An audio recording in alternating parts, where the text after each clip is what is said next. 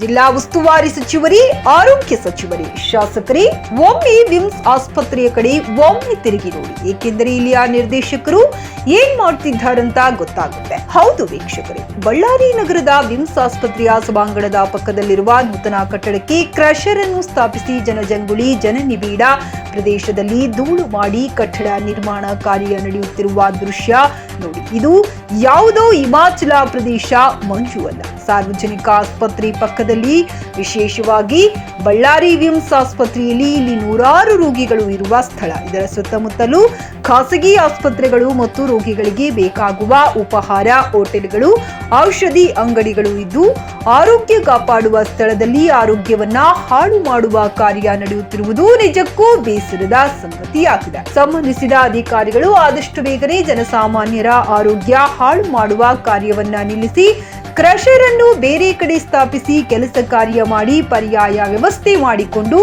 ಕಟ್ಟಡ ಕೆಲಸ ಕಾರ್ಯ ಮಾಡುವುದಕ್ಕೆ ಕ್ರಮ ಕೈಗೊಳ್ಳಬೇಕೆಂದು ಜನಸಾಮಾನ್ಯರ ಪರವಾಗಿ ವಿಮ್ಸ್ನ ನಿರ್ದೇಶಕರಿಗೆ ದಲಿತ ಸೇನೆ ಜಿಲ್ಲಾ ಸಮಿತಿಯ ಹಾಗೂ ಕರ್ನಾಟಕ ಏಕೀಕರಣ ರಕ್ಷಣಾ ಸೇನಾ ಸಮಿತಿ ಸಂಘಟನೆಯ ಪದಾಧಿಕಾರಿಗಳು ಮನವಿ ಮಾಡಿಕೊಂಡರು. ಈ ವೇಳೆ ಕರ್ನಾಟಕ ಏಕೀಕರಣ ರಕ್ಷಣಾ ಸೇನಾ ಸಮಿತಿ ಸಂಘಟನೆ ಸಂಸ್ಥಾಪಕ ರಾಜ್ಯಾಧ್ಯಕ್ಷರಾದ ಪಿ ಶೇಖರ್, ದಲಿತ ಸೇನೆ ಸಂಘಟನೆಯ ರಾಜ್ಯ ಸಂಘಟನೆ ಕಾರ್ಯದರ್ಶಿ ಕಟ್ಟೇಸ್ವಾಮಿ, ಜಿಲ್ಲಾಧ್ಯಕ್ಷರಾದ ಮುರಳಿ ಕೃಷ್ಣ, ಜಿಲ್ಲಾ ಪ್ರಧಾನ ಕಾರ್ಯದರ್ಶಿಗಳಾದ ರತ್ನಯ್ಯ, ಜಿಲ್ಲಾ ಉಪಾಧ್ಯಕ್ಷರಾದ ಮಾನಪ್ಪ, ಜಿಲ್ಲಾ ಕಾರ್ಮಿಕ ಘಟಕ ಅಧ್ಯಕ್ಷರಾದ ಪ್ರಸಾದ್ ವಿ ಸೇರಿದಂತೆ ದಲಿತ ಸೇನೆಯ ಮುಖಂಡರು ಉಪಸ್ಥಿತರಿದ್ದರು.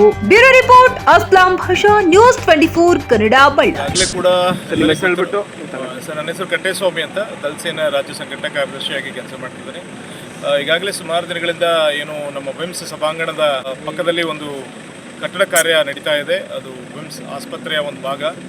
ಆ ಒಂದು ಕಟ್ಟಡದ ನಿಮಿತ್ತ ಅಲ್ಲಿ ಒಂದು ಮಿಷನ್ ಕ್ರಷರನ್ನು ಹಾಕಿದ್ದಾರೆ ಕಾಂಕ್ರೀಟ್ಗೋಸ್ಕರ. ಅದರಿಂದ ಸಾಕಷ್ಟು ಧೂಳಿನ ಒಂದು ವ್ಯವಸ್ಥೆ ಆಗ್ತಾ ಇದೆ ಅಲ್ಲ.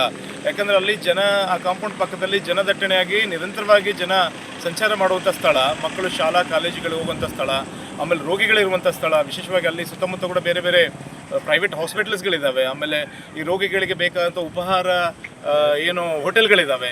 ಅದನ್ನ ಯಾವುದು ಕೂಡ ಇವರು ಲೆಕ್ಕಿಸದೆ ಇವರು ಕಾರ್ಯವನ್ನು ಪ್ರಾರಂಭ ಮಾಡಿದ್ದಾರೆ. ಕಟ್ಟಡ ಕಾರ್ಯ ಮಾಡಲಿ, ಒಳ್ಳೆಯದೇ, ಜನಸಾಮಾನ್ಯರಿಗೆ ಬೇಕಾಗಿರುವಂಥದ್ದು. ಆ ನಿಟ್ಟಿನಲ್ಲಿ ಯಾವುದೇ ಒಂದು ಪ್ರಿಕಾಷನರಿ ಅಂದರೆ ವ್ಯವಸ್ಥಿತವಾಗಿ ಅಲ್ಲಿ ಅದನ್ನು ಧೂಳನ್ನು ತಡೆಗಟ್ಟುವಂಥದ್ದು ಯಾವುದೂ ಕೆಲಸ ಮಾಡಿಲ್ಲ. ಆ ನಿಟ್ಟಿನಲ್ಲಿ ನಿನ್ನೆ ಕೂಡ ನಾವೆಲ್ಲ ಅದನ್ನು ಮಾನ್ಯ ನಿರ್ದೇಶಕರಾದ ಗಂಗಾಧರ್ ಗೌಡ್ ಸಾಹೇಬರಿಗೆ ನಾವು ಮಾಹಿತಿ ನೀಡಿದ್ವಿ. ಆಮೇಲೆ ಅವರು ಇಮಿಡಿಯೇಟ್ಲಿ ಅದನ್ನು ಬಂದ್ ಮಾಡಿದ್ದಾರೆ. ನೂತನ ಕಟ್ಟಡದ ಒಂದು ಮಿಷಿನ್, ಕ್ರಷರ್ ಏನು ಮಿಷಿನ್ ಇದೆ, ಕಾಂಕ್ರೀಟ್ ಮಿಷಿನ್, ಅದರಿಂದ ಸಾಕಷ್ಟು ಧೂಳು ಬರ್ತಾ ಇರೋದ್ರಿಂದ ನಾವು ಈಗಾಗಲೇ ಕೂಡ ಮಾನ್ಯ ನಿರ್ದೇಶಕರಿಗೆ ಮನವಿಯನ್ನು ಮಾಡಿದ್ವಿ. ಅವರು ಈಗಾಗಲೇ ಕೂಡ ಅಲ್ಲಿ ಕೆಲಸ ಕಾರ್ಯ ಮಾಡುವಂಥ ಇಂಜಿನಿಯರ್ಗಳನ್ನ ಕರೆಸಿ ಆ ಒಂದು ಧೂಳಿನ ವ್ಯವಸ್ಥೆಯನ್ನು ತಡೆಗಟ್ಟಲು ಏನೆಲ್ಲ ಪ್ರಿಕಾಷನ್ ತೊಗೋಬೇಕು, ಮುಂಜಾಗ್ರತಾ ಕ್ರಮ ತಗೊಂಡ ನಂತರ ಜನಸಾಮಾನ್ಯರಿಗೆ ತೊಂದರೆ ಆಗದ ರೀತಿಯಲ್ಲಿ ನೀವೆಲ್ಲರೂ ವ್ಯವಸ್ಥೆ ಮಾಡಿ ಕಟ್ಟಡ ಕಾರ್ಯ ಆರಂಭ ಮಾಡಿ ಅಂತ ಈಗಾಗಲೇ ಕೂಡ ಅಧಿಕಾರಿಗಳಿಗೆ ಕೂಡ ಸೂಚನೆ ಮಾಡಿದ್ದಾರೆ. ನಾವು ಕೂಡ ಕೇಳ್ಕೊಳ್ಳೋದಷ್ಟೇ, ಕೆಲಸ ನಡೀಲಿ, ಜನಸಾಮಾನ್ಯರಿಗೆ ಬೇಕಾಗಿರುವಂಥ ಒಂದು ಕೆಲಸ. ಬಟ್ ಆದರೆ ಅದು ಇನ್ನೊಬ್ಬರಿಗೆ ಜನಸಾಮಾನ್ಯ ಮತ್ತೆ ತೊಂದರೆ ಆಗಬಾರ್ದು ಆ ಧೂಳಿನಿಂದ ಅಂತ ಹೇಳಕ್ಕೆ ಇಷ್ಟಪಡ್ತೀನಿ. ನನ್ನ ಹೆಸರು ಪಿ ಶೇಖರ್, ಕರ್ನಾಟಕ ಏಕೀಕರಣ ರಕ್ಷಣಾ ಸೇನಾ ಸಮಿತಿ ಸಂಸ್ಥಾಪಕ ರಾಜ್ಯಾಧ್ಯಕ್ಷ, ಕನ್ನಡ ಪರ ಒಕ್ಕೂಟ. ನಾವಿವತ್ತು ನಮ್ಮ ಬಳ್ಳಾರಿ ವಿಜಯನಗರ ಮಹಾವಿದ್ಯಾಲಯ OPD ನಿರ್ದೇಶಕರಿಗೆ ಒಂದು ಮನವಿ ಸಲ್ಲಿಸಿದ್ವಿ. ವಿಚಾರ ಏನಪ್ಪ ಅಂದರೆ, ಇಲ್ಲಿ ಕಟ್ಟಡ ಕಾಮಗಾರಿ ನಡೀತಾ ಇದೆ ನಮ್ಮ OPD ಆವರಣದಲ್ಲಿ.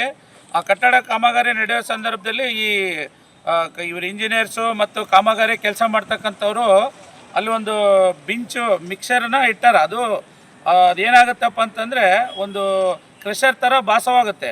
ಅಂದರೆ ಅತಿ ಹೆಚ್ಚು ಧೂಳನ್ನು ಪ್ರಸಾರ ಮಾಡ್ತಕ್ಕಂಥದ್ದು ಅಲ್ಲಿ ನಾವು ಮನಗಂಡು ನಮ್ಮ ದಲಿತ ಸೇನಾ ಸಂಸ್ಥಾಪಕ ನಮ್ಮ ಪ್ರಧಾನ ಕಾರ್ಯದರ್ಶಿ, ರಾಜ್ಯ ಪ್ರಧಾನ ಕಾರ್ಯದರ್ಶಿ ಕಟ್ಟೇಸ್ವಾಮಿ ಅವರು ನಮಗೆ ಮಾಹಿತಿ ತಿಳಿಸಿದಂಥ ಸಂದರ್ಭದಲ್ಲಿ ನಾವು ಅವರು ಕೈ ಜೋಡಿಸ್ಬಿಟ್ಟು ನಮ್ಮ ಆಸ್ಪತ್ರೆ ರೋಗಿಗಳಿಗೆ, ಅಕ್ಕಪಕ್ಕದವರಿಗೆ, ಸಾರ್ವಜನಿಕರಿಗೆ ತೊಂದರೆ ಆಗದ ರೀತಿಯಲ್ಲಿ ಮುಂದಿನ ದಿನಗಳಲ್ಲಿ ನೀವು ಕಾಮಗಾರಿನ ಪ್ರಾರಂಭ ಮಾಡಿ ಅಂತ ಹೇಳ್ಬಿಟ್ಟು ನಮ್ಮ ಮನವಿಗೆ ಅವರು ಸ್ಪಂದಿಸಿಬಿಟ್ಟು ಅವ್ರನ್ನ ಅದೇ ತಕ್ಷಣ ಕರೆದು ಅವ್ರಿಗೆ ಹೇಳಿದ್ದಾರೆ. ಕರ್ನಾಟಕ ಏಕೀಕರಣ ರಕ್ಷಣಾ ಸೇನಾ ಸಮಿತಿ ಮತ್ತು ದಲಿತ ಸೇನೆ ಒಕ್ಕೂಟ ಸಾರ್ವಜನಿಕರ ಸಮಸ್ಯೆಗಳ ಬಗ್ಗೆ ಯಾವತ್ತೂ ನಾವು ಹೋರಾಟದಲ್ಲಿ ಮುನ್ಸೂಚನೆಯಾಗಿದ್ದು ಕೆಲಸ ಮಾಡ್ತೀವಿ.